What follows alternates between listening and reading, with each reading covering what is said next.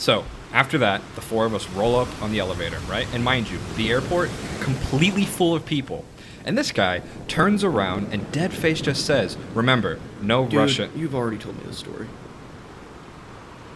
Well, why don't you tell a story for once? Well, my stories would get us banned from YouTube. What? What's a YouTube? Hey, what's that? It's a message in a bottle.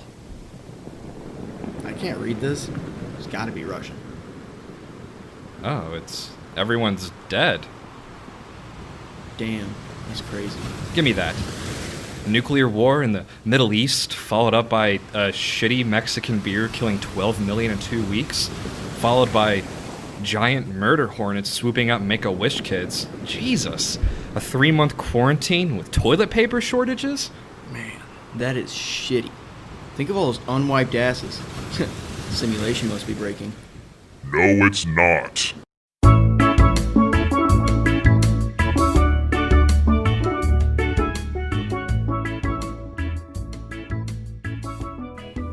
Sam, Logan. how's it going, buddy? I missed you. Oh, it's been going pretty good. Just got some stuff fixed on my vehicle today. Good old tail light replaced and tire remounted to the rim. Drove into my fucking driveway the other day, and we've had a couple remodelers working on the house as of late, and they leave fucking nails around just like wherever. So like they don't really clean up the nails. I've stepped on a nail, not like, you know, enough to puncture my foot or anything like that, but like I've stepped on a nail and there was a nail out in the fucking driveway. This bitch basically just slashed my tire, like cut like a 2-3 inch slash in the inside wall. Was rough. What the fuck? I was not happy. They're just leaving nails, like carpenter nails? Don't care. Like 3-inch long nails just hanging around. Ripping out the siding. Yeah, my brother was looking around the fucking driveway at the time. Comes up and he's like, I think I may have found the culprit, and pulls out like a fucking like 2-3 inch long nail. And I'm just like, what the hell? Is your renovators like Vietnam War vets, and they're like leaving like punji pits around your house? No, I think they're just Shit, like sorry about that. A newer Force of habit. Yeah. Just leave their punji pits up around their fucking farm. Johnson can't eat Hardee's unless he's standing in a punji pit. Gotta have shit smeared spikes in me. Speaking of remodeling teams, when my parents got the above ground pool, like 10 years ago now, probably. Yeah, I was gonna say it's been a while. Fucking long time. Underneath that pool, well, not anymore, but I remember when like they were putting it up in the finishing touches, because they have to dig like a foot or whatever below the surface to, so that it can like stay in place and not slide around and everything. Those fat fucks would eat Hardee's like every day. Like I remember this because like I remember going over and like seeing the hole like before like they filled in the pool. And it was Hardee's wrappers? It was Hardee's bags and wrappers that they just like used like my yard as like a trash can. You're a landfill now. Yeah, it's my landfill. I'm just like fucking Hardee's bags. Why? That's how you got to do it. Why do they like Hardee's so much? I don't know. It's the working man's fast food. It's so expensive and it's not even that good. Yeah. Not to mention that, like, man, Hardee's, like, when you eat it, it just feels like a greasy, like, lump of just, like, you feel garbage. Horrible afterwards because everything's just soaked in grease. It's pretty tasty, but, like, it's soaked in grease. Yeah. So speaking of being soaked in grease, we've been stuck at home for a while. Yeah. And that's why we haven't been able to really record. Good old Corona quarantine. Yeah. Coronantine. I think we can say it now on YouTube. Isn't that one of those? Isn't that one of those directors? He made Django. Shut up. So, this has been the gamer's paradise. Yeah, I've been putting in some fucking work on some video games, man. While the rest of society is becoming unemployed and people are having their small businesses they've been working on for 15 years and just barely have gotten it in profit. And they have to close it. They have to close it, yeah. My favorite place to get wings down the street closed, but just the gamers have just thrived. Like 2020 is the gamers' year. I put in some work. I've been playing Assassin's Creed Odyssey for probably like a year and a half now. Wow. And I finally beat it in this quarantine. Like, I had probably half the story left to do. I powered through that shit. I fucking beat Hyrule Warriors. I beat like 3 different games during this quarantine just because that's all I've been doing. I mean, you're in the same boat as a lot of the rest of the people. Yeah. So, I mean, what I've been doing in quarantine is a lot of the same. Yeah. Just been doing a lot of just like bullshit because I saw like a post or something that's like, if you're not using quarantine to build and refine a skill, like what the fuck are you doing with your life? And I'm wondering, Dude, I'm in a band and I didn't practice like at all during quarantine. I I'm just thinking like when these people think of like skill crafting, they must think like we live in like the fucking frontier or something. Yeah. And I'm like carving wood to make like not rubber ducks, like wooden ducks or yeah, whatever, I like gotta, horses. Gotta whittle out my little pocket idol. Like, tip your fedora and go back to, like, chiseling grindstone. Like, shut the fuck up and leave the rest of us alone. Jeez. You have to hone your skills. So how have you liked Assassin's Creed Odyssey? 'Cause I kind of Oh. checked out of that whole series. Oh, that game. And I'll tell you what games that I've been up to. That game changed my entire opinion on that series. I dipped out probably after Black Flag, which even I dipped out of that series a little bit before then, but Black Flag drew me back just because pirates. I love pirates. Yeah. But after that, dropped out again. Didn't really play any of the other games. And then Origins came out, and it's based in Egypt. I fucking love Egypt. Like anything to do with Egypt mythology, anything like that. Yeah, love Egypt that is shit. cool. And so I bought that game because I wanted to see, how they portrayed Egypt in the game. Excellent game. And then Odyssey just takes that style of game, because it was more of an RPG than the other Assassin's Creed games, but takes that style and then builds on it and makes it even more RPG. You get to make your own choices. You get to run a boat crew. You're a mercenary, so you get to do whatever the fuck you want. Like you can side with the Athenians or you can side with the Spartans in Odyssey. Excellent game. Cool. I think it was very well done, and they did a lot of justice to ancient Greece. They kept it pretty historically accurate. Oh yeah, Maybe with a little bit of flair. Yeah. But Oh yeah, they flared a little bit of it up, but like you run into historical people like Democritus and Socrates and stuff like that. And spoiler alert, if any of you are planning on playing it, this is a minor to major spoiler. how long has the game been out? About a year or two, at least. I think you're good for spoilers. So, you find out at one point that your dad ends up being Pythagoras or Pythagoras, Pythagorean theorem, guy that came up with that. Oh, cool. That guy ends up being your father in the series or in that game. But Your dad's a nerd. That's pretty cool. oh yeah, big old nerd, protecting Atlantis, I might add. That's pretty cool. Atlantis is in that game? Oh yeah, they throw in all sorts of mythological stuff. Like you are basically a demigod in that game, which is super duper cool. Can you tell me like a cool like mythological story that you learned from that game? I don't know if I really I learned about Testicles. He was an Olympic champion. That's where the name or where the word testicles comes from, I assume at least. But it's just a goofy little side quest that you do in the game. You go to take him to the Olympics, and I think he like runs to tackle somebody, misses them, falls off a dock, and gets eaten by a shark. So you end up having to take his place in the Olympics. But obviously they twist a little bit of shit. It doesn't really like touch on many mythological things that I didn't know about already with Greece, because I mean Greek mythological shit's pretty popular as is. So I mean a lot of people are into Greek mythology that I know, but Yeah. they sprinkle in a lot of Greek mythology. Like you end up fighting a Cyclops, you fight Medusa, you fight the Sphinx, stuff like that. I think you meet Poseidon at one point. There's Hephaestus' workshop, and I'm pretty sure Hephaestus was the god of the forge, so you can literally buy stuff from him. That's cool. I never really did much research into Greek mythology and stuff. We had like classes in high school and stuff. I never really cashed into that. Even though I'm a big history nerd on that kind of stuff, but I never really looked into. I like a lot of Greek mythology. There's a lot of it that is used in mainstream culture and references and shit like that that's misunderstood and just kind of oversimplified or over pop culturalized. Like the movie Hercules, love that movie to death, but that is not how Hercules was portrayed in Greece. I couldn't tell you exactly how it is because I'm a little fucked up right now, a little tipsy from the old sailor, but yeah, it's a lot of more modern stuff. A lot of more modern takes on Greek mythology seem to be little, what's the word for it? Hollywoodized. Yes. turned into a Hollywood thing for theatrical sake, when a lot of Greek mythology has to do with Zeus raping somebody. What? Like 90% of Greek mythology has to do with Zeus turning into something, having sex with a human, and having a child come from that. Oh, yeah, he loved the bone, didn't he? Zeus was a horny motherfucker. Yeah, he loved the bone zone.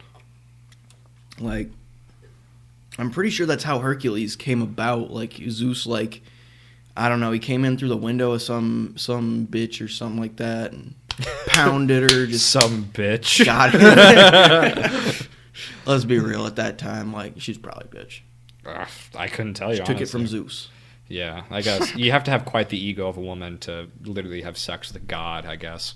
You gotta be a bad bitch. So here's how retarded the school system is, the public school system. Greek mythology, the only thing, and I say like I didn't take the class they offered. That was actually like in college, because at least when I went in high school, they might be different now. They didn't offer anything like Greek mythology classes. Otherwise, I probably would have taken them. But the only thing that I learned about Greek mythology is through like the Percy Jackson movies. I think I saw like a little bit of that movie. And how many did they make? Did they make more than one? Too many. I was gonna say, because I remembered there being one, and then I heard nothing else of the series after that. So it also, those movies fall in the trend of like they're like teen movies, right? They're made for like young teens or whatever, and it's like Hunger Games and shit like that. Yeah, like it's a book adaptation, but it's for teens. Yeah, it's part of that because that's where the real money is, right? But it falls in that weird trap of like making whatever songs are popular at the time be like the main official soundtrack of the movie. So like, so you got like Rihanna and fucking listen shit like to this. I don't remember the movies at all, right? But I do remember. I actually read the books. I remember that, and I remember one scene from the book. But anyway, the movies were a bit more childish even than the books. Yeah. But anyway, there's one scene in the movie where it's Percy, the goat dude, and then like hero female protagonist love interest 1 or whatever, because these characters are like all the same, kind of interchangeable. Yeah. Anyway, they go to like Las Vegas and they do like the shot of like the strip or whatever. You see like the tiny Eiffel Tower and like the Casino Royale and blah blah blah. And they go to like this big casino and it's like some kind of mirage where like you walk in and you see differently from what it actually is, kind of thing. One of those situations. They use it in D&D all the time. I've seen it in all sorts of stuff. Yeah, that kind of trope. But I remember like it's like ingrained in my brain. It's Poker Face by Lady Gaga. That is rough. That plays like, and I'm talking like that's like a probably 3, maybe 2.5 minute song, right? And they didn't like use like a portion of it. Like they bought the rights to it. No, fucker, we're playing the whole thing. Yeah, whole. You're listening to the whole song, Poker Face. And we watched the movie a lot too because the teachers, 1, were lazy, and 2, like, oh, it's Greek mythology. Yeah, exactly. This was a book. The kids are learning, obviously. This was a book. Yeah. Even though I guarantee you, if I watched the movie again, like if I actually knew my stuff, it probably didn't pull any real information, but like adopted like themes from Greek mythology. So you can't learn about a thing just listening to themes, right? Yeah. Like you can't learn about the gold rush and just learn about greed. You have to learn about how it applies. Yeah. Anyway, so that's probably what it was. But I remember like that being like fucking super ingrained in my brain. So, Twilight, speaking of like teen romance things. No, listen, calm down. I know. We've been arguing about this for years. You're Team Edward, I'm Team Jacob. I get it. You're a clown. You're a clown for being Team Jacob. I get it. But here's the thing. Twilight is coming back. Harry Potter is probably coming back because they're. What do you mean Twilight's coming back? It's coming back. Like, is there official reports of new movies? Not new movies yet, but I remember seeing a thing about they're releasing a new string of books, but it's from Edward's point of view. Dumb. Stupid.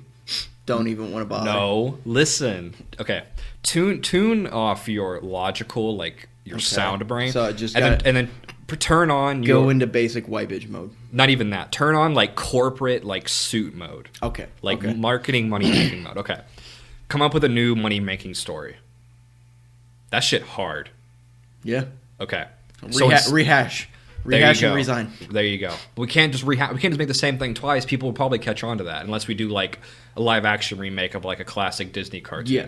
So how do we tell the same story again, being as lazy as possible, but we can spin it as a new story and then make all of our money back plus $4 billion. This time, instead of her wanting his vampire dick, he wants her human puss. Even better.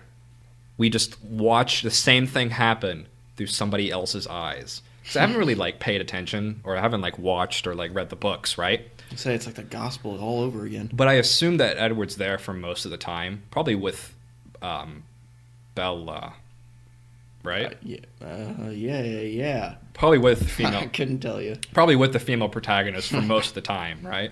So, like, what valuable new insight is he going to give that we don't already know? I'm cold and dead inside. What are they gonna? What are they gonna do? Show him from the pitcher's mount from when that scene where they play baseball weirdly for like 15 minutes? Cold and dead inside. Yeah. Sad. Now, we can't make make fun of this too much because I'm partially jealous, right? Because if you listen to like videos and stuff about Hollywood writers and things, and like the art of making a good story, you'll learn that it's always best to just borrow assets and then like remix them in a big pot of storytelling. That's one thing. And then like pour everybody, it back you out. You gotta take your inspiration. Don't boldly copy and blatantly copy. Take your inspiration. Maybe little copy something, but like make it your own. Instead of redoing the same shit. Harry Potter is a children's book that came out 10 years ago, 15 years Something ago, like probably. A while ago. I think it was honestly probably before we were born, just a little bit. Really? It's a fairly old series. In the 90s? I think so. Oh. I could be wrong, but It proves my point even more that it's still used like regularly in politics today. It's like referenced. yeah. Like you can be a politician that's from Slytherin. What would Hagrid do? Yeah, exactly. What would Hagrid do? WWWD. WWHD. Sorry, the sailor is talking. Too much dyslexia. Yeah. So, like, how do you, like, what is the formula for making, like, this kind of, like, cult classic smash? It's not even a cult classic, because it was popular the second it came out. Yeah. It just, like, went in the shelves and just knocked it out of the fucking park. To be honest, I don't really know. And after watching the movies, I will say it's a really, really good story. Like, if the books are better than the movies, that says something. Because I went and watched the movies after years and years of not bothering with it. And it's a fucking solid series. It's really good, to be honest. Like, the first 2 or 3 movies, definitely kid-friendly and, like, very kiddish. But they still got pretty good story. It's like old movies like Never-Ending Story, that style of, like, kid-friendly, but, it's got a little bit of adult tones sometimes, every once in a while. And then once you get to, like, the 4th movie and onward, way, way, way more gritty, way darker. People die. There's actual hefty consequences to some of the shit that happens. It actually ends up unfolding into a decent story. As far as how the book got popular, I have no idea because I've never read the books. And I don't know how different they are. So was that because the books had a staggered release because she had to like continually write them as they were being published? So the audience kind of grew up, like the initial audience. Yeah, like, ooh, that first book's good. Let me just keep on going. And they were like 10 or whatever. And then like, I don't know what like the span is. I'm going to assume like maybe 5 years for all the books. It was probably a little bit longer than that because I want to say there was 8 books, maybe 7 books. Because I remember the last book got split into 2 movies. So okay. I think it was 7 books. Well, you always hear about that every author's different with the way they write stuff. Yeah. Like you can have like your Stephen King where you snort a fuckload of cocaine and then you bust out 3 books a year. And then, 95% of them are like complete garbage. But those 5% are like cult classics, just god tier. Top shelf Hollywood blockbuster hitters where like you only need to write like one, and then Yeah. you can, if you really wanted to, you can coast in a farmhouse in Wyoming for the rest of your life off that. You know what I'm saying? But the cocaine keeps calling and you keep answering, so books just keep coming, right? Or you can be like the George R. R. Martin type, where you start a story like 30 years ago, and then you're gonna die before the story's finished. Yeah. And you just pour your heart and soul into it. Yeah. It's either passion or you put out so much content that eventually you get the quality. Yeah, it's the quantity over quality, but eventually, if you're swinging over and over and over, like, I would like to assume at some point you hit. Like I say, I've heard anytime that an author came to my school when I was still in high school or elementary or whatever the hell, anytime an author came to the school, they were just like, yeah, I got rejected about 152 times before finally getting an actual like published copy of a book. Yeah, and that's what you hear all the time too. It's like, no, I got rejected 40,000 times, and then I just happened to like tweak my script, and then they were just feeling nice that day, got it like, through, hell yeah! And then the book just blew up. I've met one professional author, and he came to my school, and this was like maybe freshman year. It was when the Ashfall series came out on books. I don't know if you've ever read those. There was a teeny book, right? Nah. It was like a teen centered book. Gotcha. It followed. It was 3 books, and it followed events after Yellowstone volcano explodes.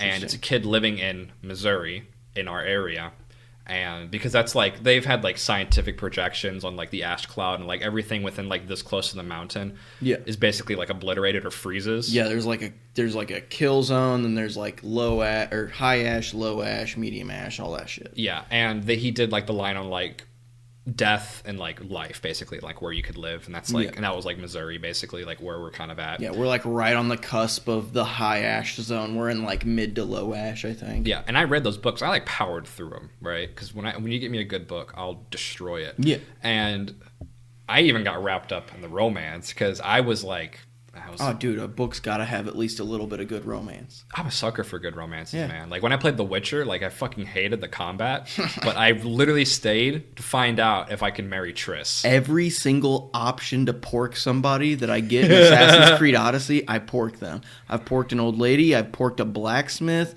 I've porked oh my god, a dude that was trying to heal his son. I porked him with 2 other people that were in the party that he was at. Oh my god, game is great. Ancient Greece, baby. Fuck everything. Yeah. Wow, that's awesome. No, the Blacksmith Story. I'm going to go on a little tangent just for a second. The Blacksmith one's funny because in that quest line, you find this kid in a cage on a beach. And he's like, I'm waiting for the tide to come take me and kill me. You have to go to my mother and father and get them to come together. Or he doesn't tell you that they're his mother and father. He's just like, you have to go to this person and get these items and bring them to me and tell them to come here. So you go to the one, it's his dad, and he's a blacksmith. So you get the sword from him. You get the option to fuck him. Obviously, I did. Go to the other one, and his mom is a bandit. So you can peacefully get it out, like get the shield from her, but you can also just kill her. And mind you, you don't know that it's his mom and dad whenever you do this. Can you fuck her? No. You can only kill her or like peacefully get it out. So anyway, ended up killing her, and I go back to him. And the only thing that I told him was, "Here's your sword and shield. I fucked your mom, or I fucked your dad and killed your mom." Wow, that's like a dialogue option. Pretty much. I mean, that's paraphrasing a bit, but that's pretty much it. And he's just like, "What?" And I'm just like, "Get out of the cage!" And I unlock it and get him out. Holy shit! Excellent quest line. Yeah. But what a baller move. What were we talking about before that? Did you play The Witcher 3? Yeah. Okay. I didn't get all the way through it. I think I got probably about 3/4 of the way through the main story. Would your significant other be okay if we talked about like video game romances for a second? Oh yeah. Okay, just want to make sure. Who did you pick in The Witcher? Oh God, it's been so long. I don't remember. Okay, so I talk about this frequently because you can tell a lot about a person by who he picked in The Witcher, and I have a feeling that I already know your answer because we're 2 vastly different people with our tastes and things, which is okay. You know, we're not. I'm not trying to have a bland friendship here. My point is, in The Witcher, in case you have no idea what I'm talking about, without going into the lore of the story, it's kind of like a medieval setting. You play as a guy who hunts monsters, blah, blah, blah. Anyway. It's medieval fantasy. Yeah. The point is, you have like the option of like sorcerer girlfriends who are intertwined in your story, and you basically have to pick one or the other, or I guess neither technically is an answer. Yeah.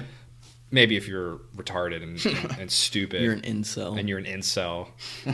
And you're an idiot. Anyway, between the two of them, right? And they're both like totally different, like polar opposite women. Yeah, one's like bad bitch sorcerer, the other one's like kind, friendly, white witch type shit. So, and then technically like a third side hoe. Yeah. Which you can bang once, then get away with. I forgot what her name is. I can't remember. And she forgot what your name is too, I'm sure. That's just the kind of girl she is, whatever. Anyway, so there's Yennefer, who's tall, jet black hair, black eyebrows. She's like your ex. And she is the mommy goth GF. She's tall, yeah. She's been like you're on and off, like you're bad for each other. Like it's a toxic relationship, but you just can't peel. You can't cut that corrosive skin. It's like Batman and Catwoman. Yeah. It's like you're both badass, and the world can't handle you together, and God knows you can't handle each other together. But like you just keep crawling back. You just keep plowing. You just keep coming back to her, and it's just like, you know, it's the kind of thing where like you split up, and then you're away from each other for a long time, and then you see each other in the mark, and you lock eyes across the bustling street. And everything just stops, and you just start fucking in the street. Is that an option? It might be. And then there's Triss, who's the new girl, and she's shorter, she's more submissive, she's got curly red hair and bright green eyes, and then she's super nice to you, she's sweet, but she's noticeably less firm and mean to you as Yennefer. But your character as Geralt is somebody who needs to be kind of put in his place a lot, because you often don't think with your head, the right head, right? Yeah. You need somebody to kind of put you in check, because you often make rash decisions. But Yennefer is the kind of person to do that, but not Triss. So she's like, I support everything that you do. Kind of thing, yeah. So out of the two, who did you pick, and why was it Yennefer? Honestly, I probably wouldn't have picked Yennefer because, like you said, she was a cunt. Yennefer was a cunt. Plus, I'm kind of a sucker for redheads. Always have been since I was younger. But, like I said, it's been so long. I just remember going after the redhead, especially because at the time I was super on a redhead kick. Right. I think every man goes through a redhead kick at least once. I did.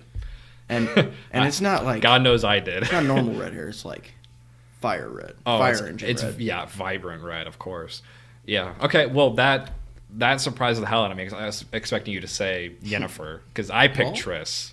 Triss was like my lady. And I said, well, I gotta go with the one that's not a cunt, because I don't like cunts.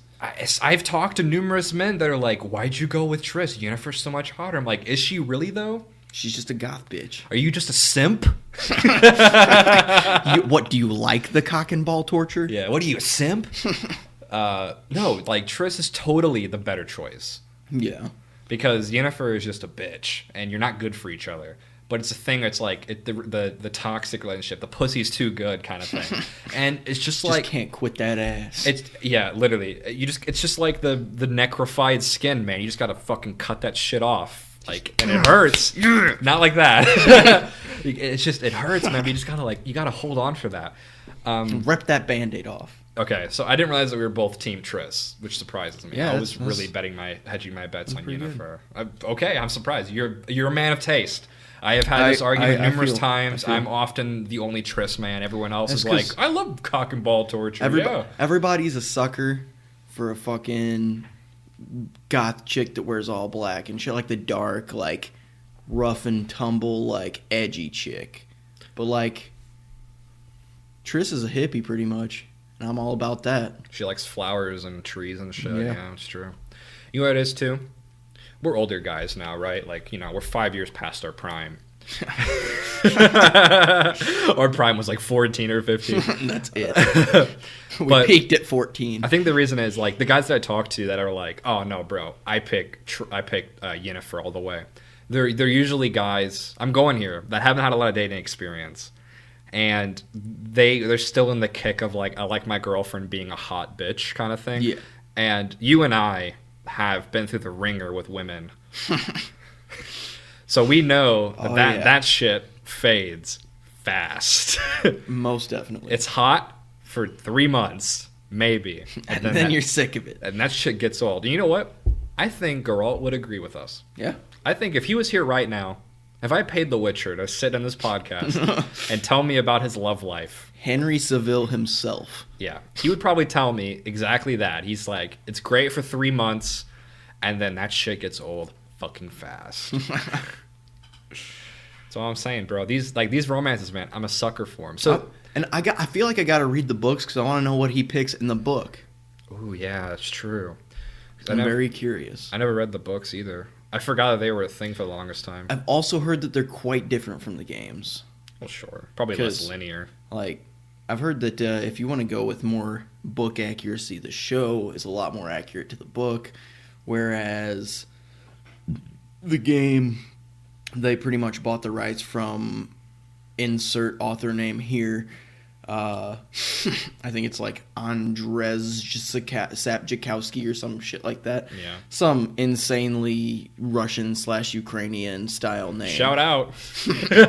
Can't pronounce it. Use that plug. Add that to your resume. But I want to see what he thought about Geralt and which way he would think that Geralt would go. Because I don't know. In my world, Geralt would pick Triss.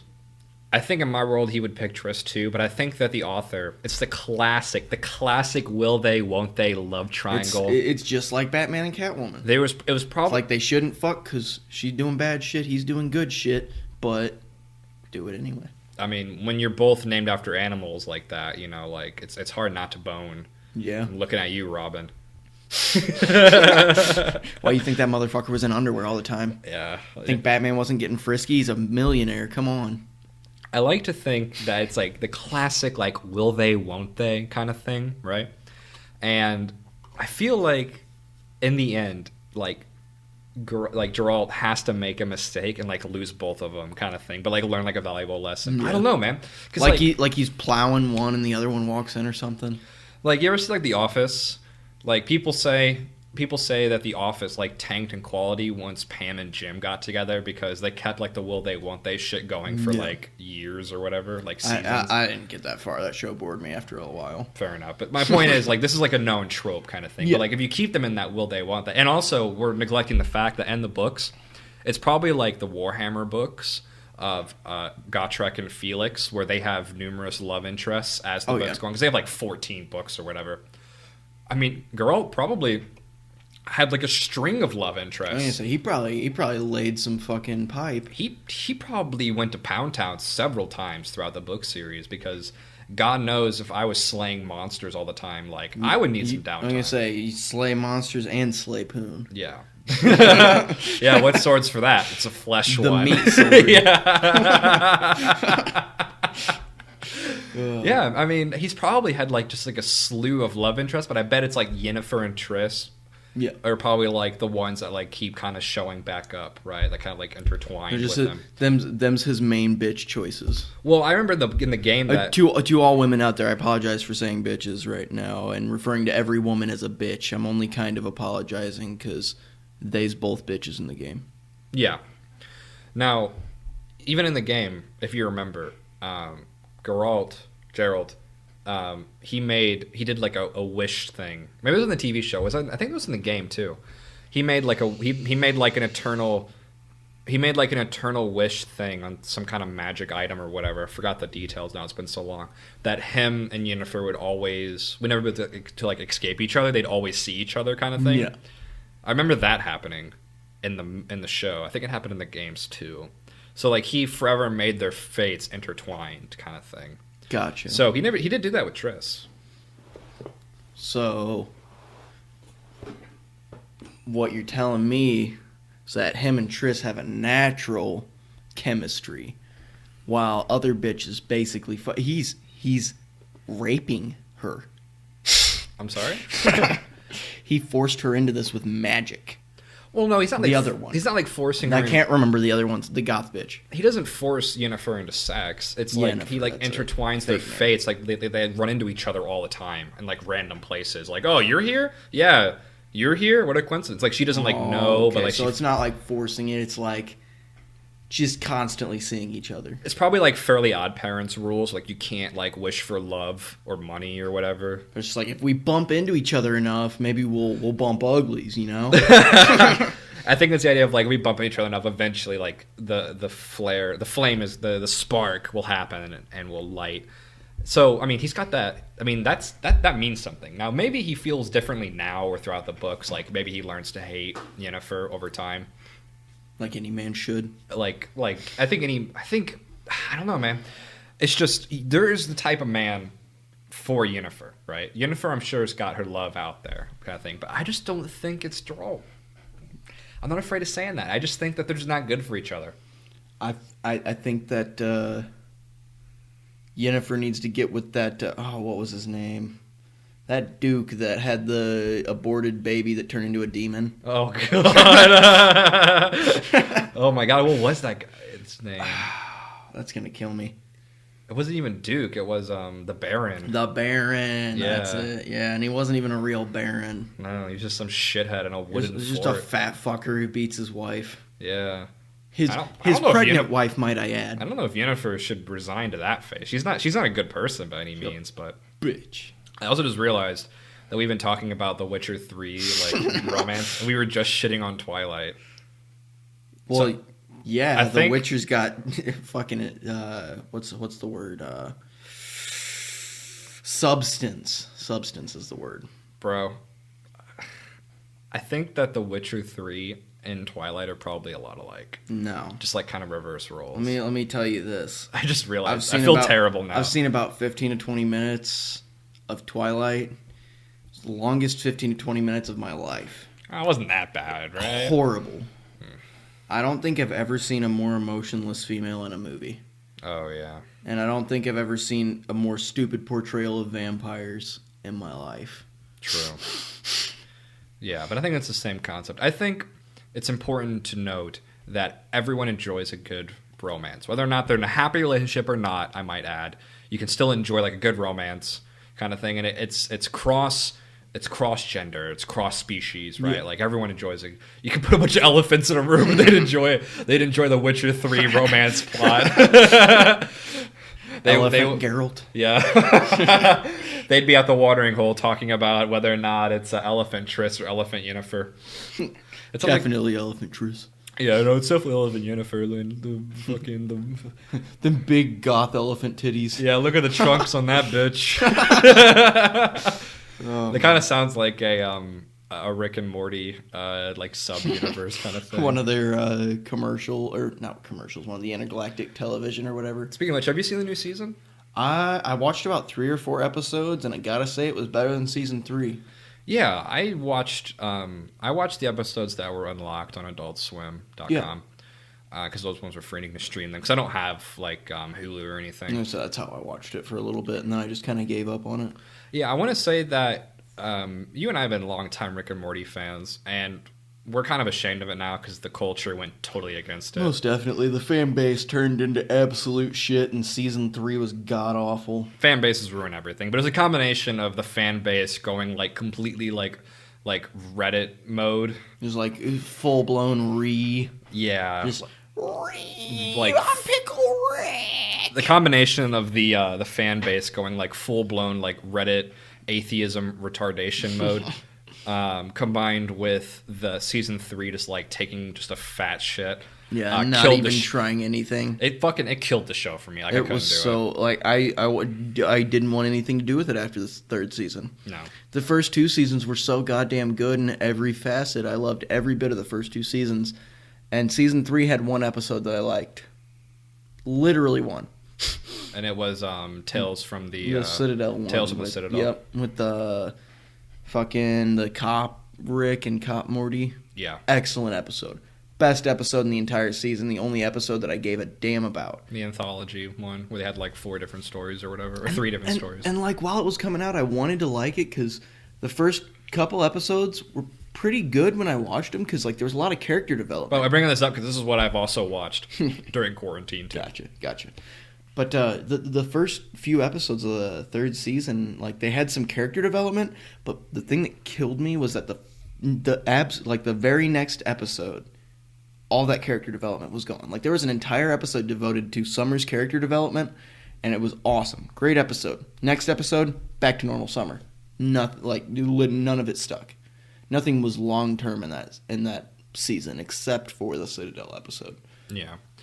Also, comparing season 4 to season 3, season 3 was like huge brain. Like the plots were huge. Like it was like world ending kind of shit. It wasn't like isolated adventures. I also didn't like that Morty was a different character. He was like more wise and like he was more cutthroat and sarcastic. Like that wasn't he wasn't a good reflection. Turn Rick back into an alcoholic. He wasn't a good reflection off of Rick because they work well together. It's the classic, smart dumb pair kind of thing.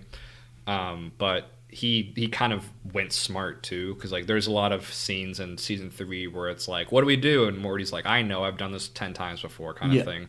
So his character developed, I think, for the worst. He should kind of stay. Like, shut up, Rick. Yeah. And they've already covered this with fucking Morty's mind blowers. They could technically keep him naive forever because every time horrible shit happens, he forgets it. They've already established that. So they don't need to keep him as like a wise character. Like they've added a way that, quote unquote, makes sense in the universe to keep him dumb and naive forever. Yeah. You can just explain it as Morty's mind blowers. And you can keep that character relatively the same, keep him a good bounce off to Rick. But season 4, they kind of, well, for one, it's easy to tell. They tone way the fuck back. I've noticed that they cut really hard back on the fourth wall breaking. That got pretty old pretty fast. I only like that in very like small doses, not all the time. Like the first 2 seasons did it perfectly. Yeah. But like season 3 was like all the time that shit was happening. Like they played Minecraft one part. It's like awkward. God. Yeah, they went to a Minecraft world. The fucking chicken nugget with the Mulan sauce. Szechuan sauce. Szechuan. Yeah. And I don't know what the fuck happened for season. They just like shit their pants for season 3. Didn't. It's like they didn't try, really. I don't know what the hell happened. Maybe they got different writers. Well, actually, one thing that I had read, and don't quote me on this because this was way back before season 3 ever even came out. This was back after season 2 had ended, and they were like slating season 3 to come out at this certain time, and it ended up not coming out. Apparently, somebody had gotten online, like a fan of the show, and like got on a Rick and Morty blog, and their fan theory ended up being like all of the plot points that they were actually going to explore in the story. And so because all that shit was ruined, they had to rewrite season 3 pretty much. So what? That's what I heard. I don't know if that's 100% true. I'd have to do a little bit of research on it, but that's what I heard, is that somebody guessed pretty much the entire outcome of season 3, and they got pissed about it, and they're just like, well, fuck, I guess we got to do a whole different story now.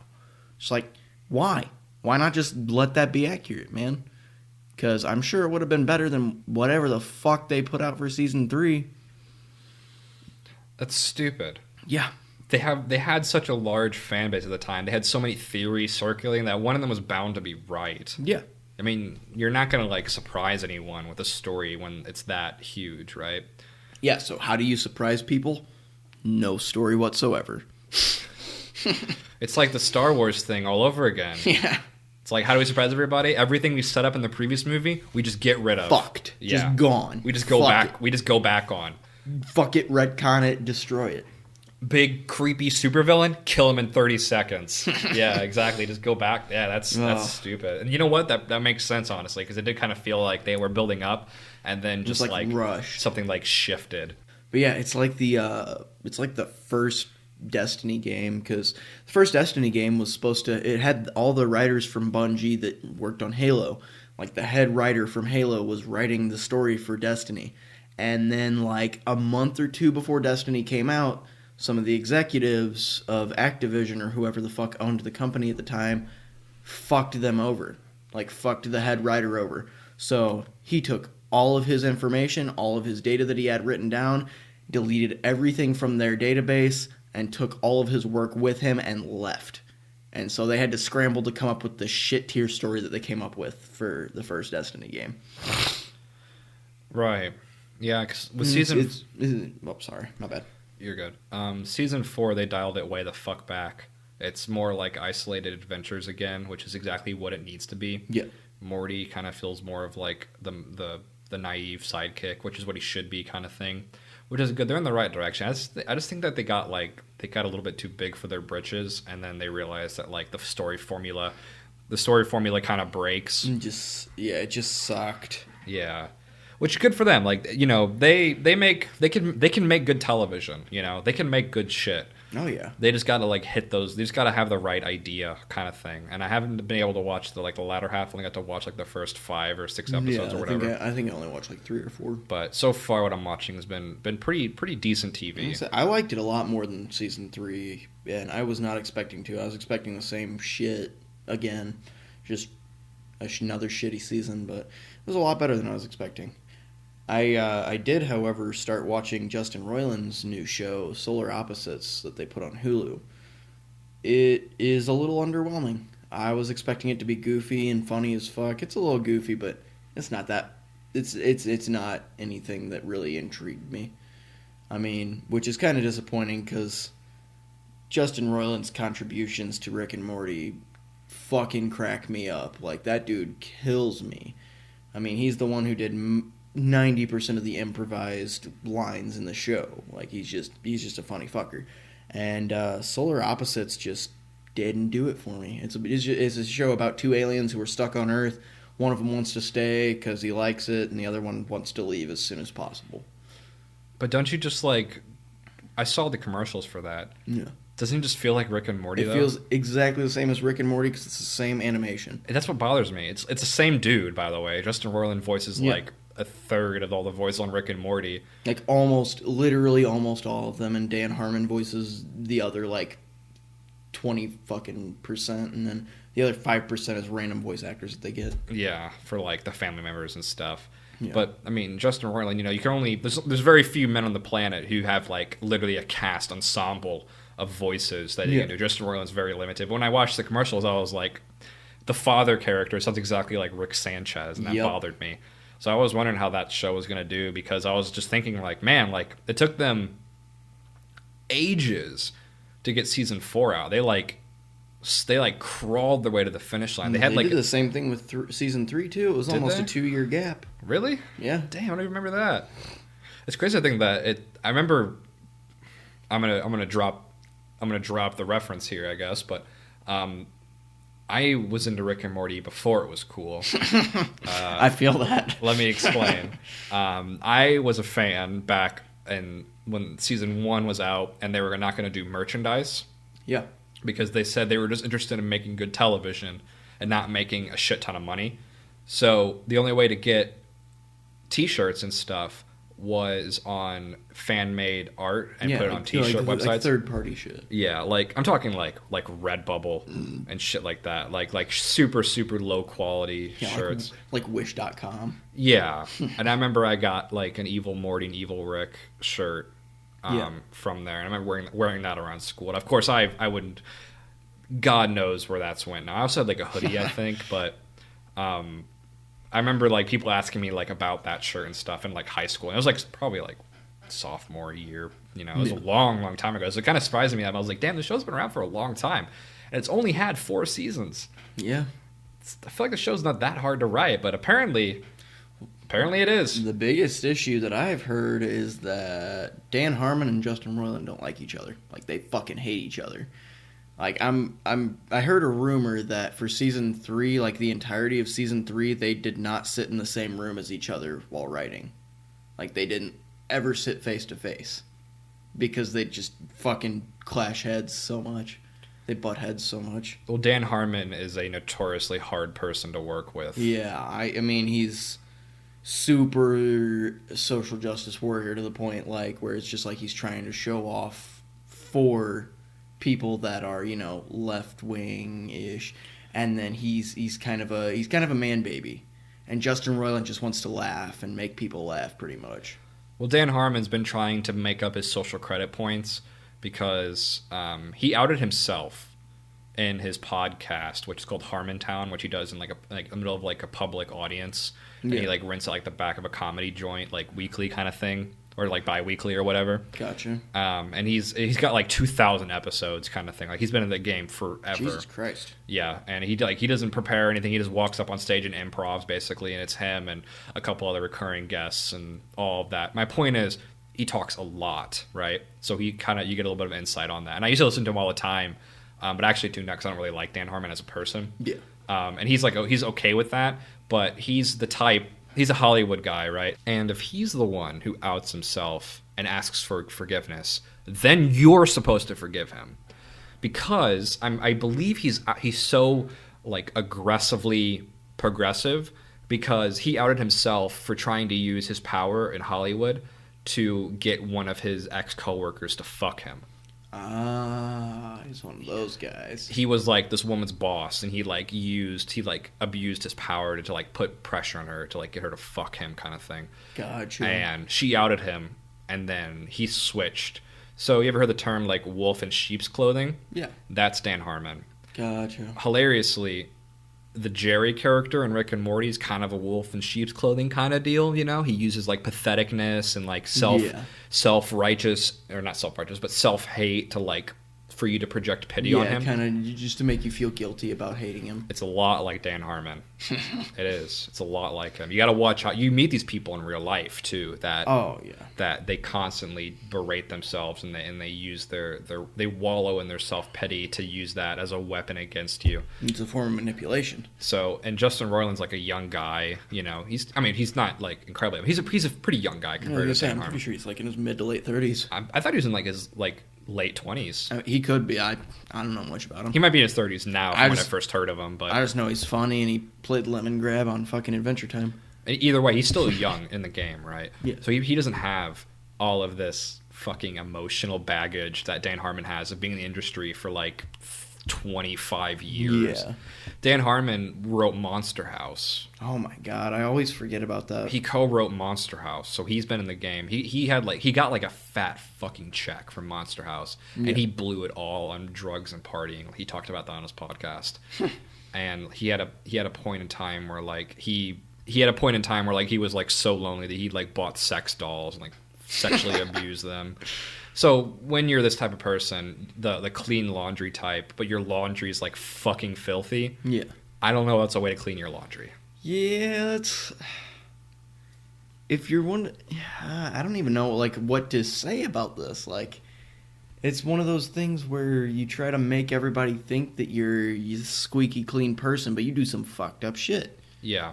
Because like if you admit some stuff, like the way that it's looking to me, like he's trying to admit some stuff, make himself not seem so bad, when he probably did more fucked up shit than that. Yeah. It's a strategy of, like I said, like airing my laundry, but my laundry is filthy. Yeah. And he could have even been like doing like some of those half-truth things where he's just like, oh yeah, I got these sex dolls and abused him and all this shit, and he's from Hollywood. Who's to say that it was actually a sex doll? Right. Yeah. Who's to say it wasn't a fucking human? Yeah, it's true. Not to say that he has abused any humans. Yeah. He did admit to that one, but he tried to make it like a come clean kind of thing because he didn't want to get canceled, basically. Yeah. And it worked. Like, he did the whole spiel. He's like, yeah, I definitely used my power to try to fuck her and get her to, like, pressure her to fuck me. It didn't work. I got outed for it, and I apologize. And, of course, his audience, everyone claps. They're like, oh, standing ovation. What a good man. Yeah, he admitted to it. Standing ovation. Now, am I saying that they should have, like, lynched him on stage? No, probably not. But should he have been canceled? Probably, knowing... Yeah. I mean, you know, Hollywood's got a huge fucking problem with sexual abuse. And it's had it for... trafficking and all sorts of shit. And it's had it for years. So if you get a pastor, if you get anyone in a position of power who comes out as some kind of sexual deviant who's had a history of using their power to try to force women to have sex with them, can you really trust that person, that kind of power? Probably not. Yeah, not. Has he cleaned up his act now? Probably. Maybe. He's still in Hollywood, so we'll see. We'll see. We'll hold on a little bit, see if there's any scandals that come up. Yeah. So it doesn't surprise me that him and Justin Roiland only got along for a certain amount of time, because they've been friends for a while, but not like forever. Yeah. You know, and they're so different. Like I say, I think they were pretty decent friends during season 1, and then through the course of season 2 started butting heads, and then from then on just they don't fucking like each other. No. Like I said, they didn't sit in the same room during season 3.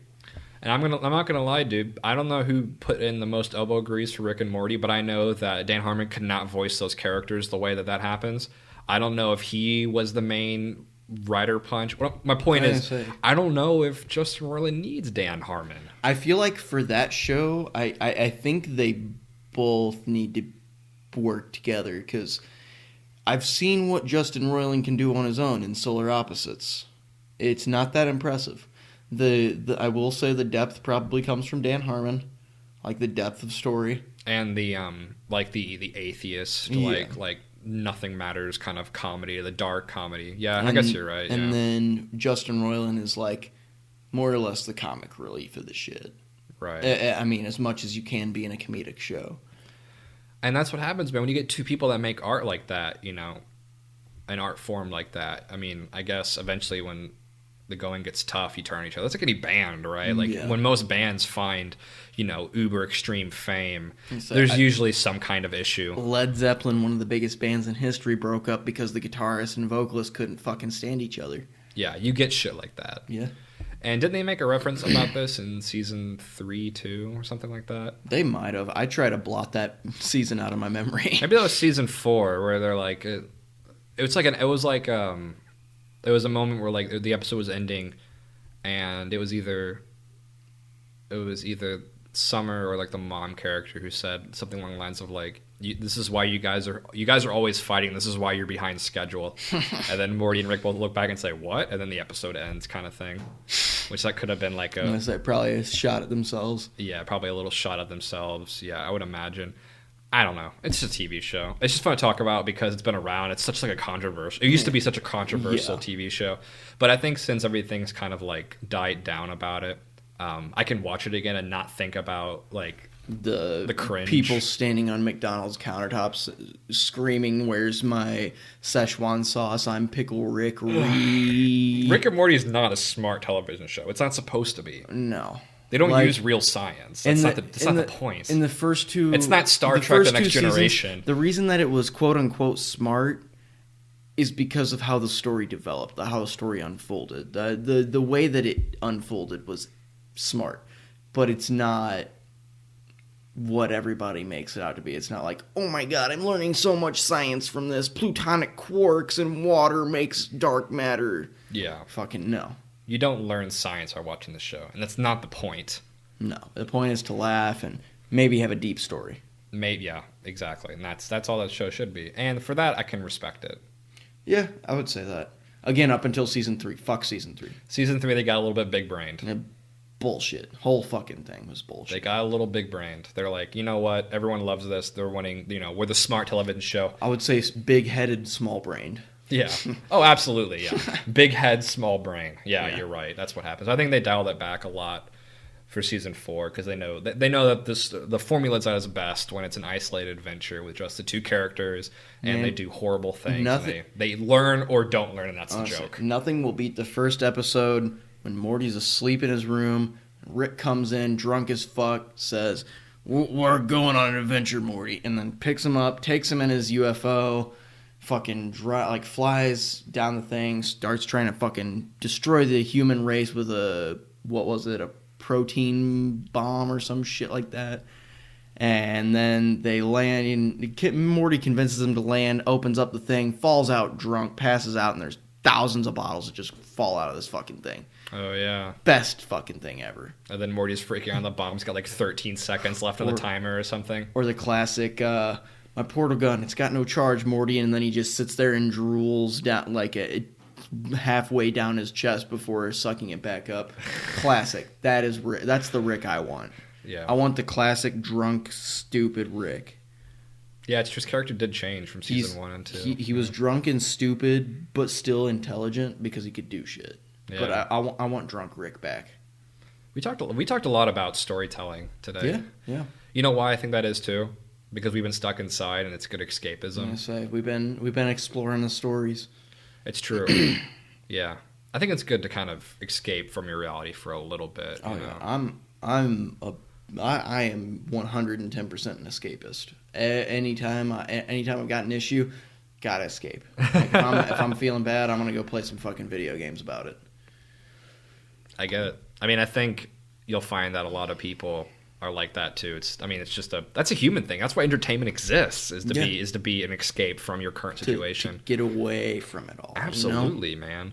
Like, you know, in ancient times and all of that, when like entertainment became a thing where like everybody could do it if you just had so if you had a little bit of that currency, like the revolutionary idea of like everyone could go and view entertainment, and ever since then we've been hooked.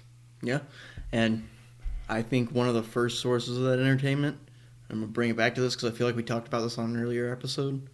Gladiator arenas, motherfucker. Gladiator arenas. Bring them back. Bring them back. Yeah. I want to see. sure. I want to People see a wanna rapist blood. fight a serial killer. The whole shift in society is happening, and it's bigger than ever. People want to see gladiatorial arenas. People want to see change, man. People want to see blood. Yeah, exactly. And I think throw that shit. And I think let's go. We're gonna end it there. Yeah. Yeah, I think that's been a good one. Yeah, and we've talked about some storytelling, talked about some bloodshed, talked about some rivalry, Video games, whatever. some big titty goth bitches.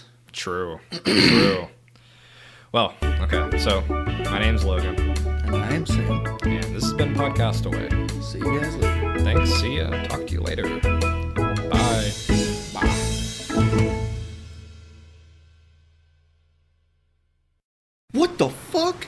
Watch your tone, little man. You're speaking with a literal god. As opposed to like a metaphorical one. Yes. So, what do you want? Quadricazillion lines of code. 5.6 monobagazillion variables calculated 3 times each. 72 pentatrillion assets. Sam, what's this guy's deal? Dude, I think Space Nerd's broken. I am not a nerd. Whoa! Hey! Oh my God! The whole island's shaking! Whoa! You two dinguses fucked it all up. What do you mean, space face? My simulation was perfect. I had every possible scenario calculated and accounted for, except for one. What? Being a giant floating space nerd? No! Some retard sneaking bees on a commercial class 747. Like, who does that? They were my emotional support bees? For fucking up my perfect simulation and being the last 2 surviving members of the human race.